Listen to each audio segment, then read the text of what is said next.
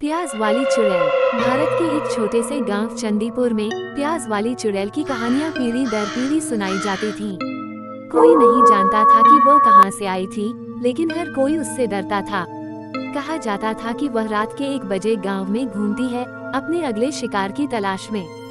वह दरवाजा खटखटाती, आवाज इतनी सर्द थी कि सबसे बहादुर इंसान भी कांप उठे। गांव में एक ही नियम था, रात 1 बजे दरवाजा मत खोलो। लेकिन कुछ नियम तोड़ने के लिए होते हैं, खासकर जब जिज्ञासा इंसान पर हावी हो जाए। एक मनहूस रात, अर्जुन नाम का एक जिज्ञासु युवक उस भयानक दस्तक को सुन बैठा।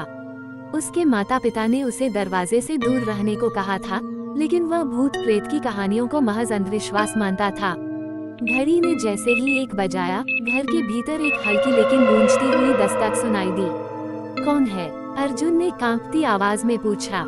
एक करारी लेकिन सर्द आवाज आई, तुम्हें बड़ी प्याज चाहिए या छोटी प्याज? अर्जुन हैरान हुआ, लेकिन डरा नहीं। उसने धीरे से दरवाजा खोला। सामने एक झुकी हुई आकृति खड़ी थी, जिसके हाथ में 2 प्याज थे, एक बड़ी और मोटी और दूसरी छोटी और नाजुक। वो कुछ पल सोचता रहा और फिर बचपन में सुनी एक कहानी याद आई, चुनाव सही करना, क्योंकि तुम्हारी किस्मत इसी पर टिकी है। उसने बड़ी प्याज की ओर इशारा किया। उस औरत के होठों पर एक भयावह मुस्कान आई। जैसी तुम्हारी मर्जी, उसने फुसफुसाते हुए कहा। अर्जुन कुछ समझ पाता उससे पहले वह आकृति काले धुएं में बदलकर गायब हो गई। चंद पलों बाद एक दिल दहला देने वाली चीख ने रात को चीर दिया। अर्जुन भागते हुए अपने दादा के कमरे में गया, लेकिन उन्हें निर्जीव पाया। उनका चेहरा डर से विकृत था। अर्जुन को समझ में आ गया कि कहानी सच थी।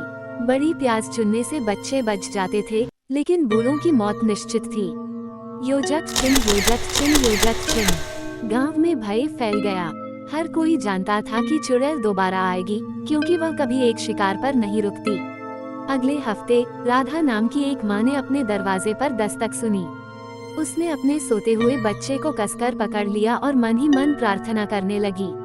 लेकिन वह आवाज फिर आई, तुम्हें बड़ी प्याज चाहिए या छोटी प्याज? राधा की आंखों से आंसू बहने लगे। वह जानती थी कि उसका फैसला किसी की जान लेगा। अपने बच्चे को बचाने के लिए उसने कांपती हुई आवाज में कहा, बड़ी प्याज। अगली सुबह उसकी बूढ़ी पड़ोसन अम्माजी मृत पाई गईं।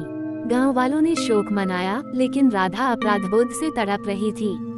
चुड़ैल का श्राप एक निर्दयी खेल था, जो इंसानों को एक दूसरे के खिलाफ खड़ा कर देता था।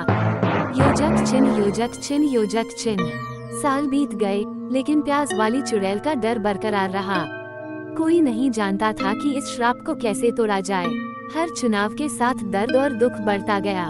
कुछ लोग गांव छोड़कर चले गए, लेकिन श्राप उनका पीछा करता रहा। ऐसा लगता था जैसे चुड़ैल की परछाई उनकी आत्माओं से बंधी हुई थी। और इस तरह चंदीपुर डर के साए में जीता रहा। हर रात 1 बजे प्याज वाली चुड़ैल लौटती, अपने भयावह खेल में एक और जान ले लेती। उसे कोई नहीं रोक सकता था, कोई उससे खुद को बचा नहीं सकता था, और दस्तक वो कभी नहीं रुकी।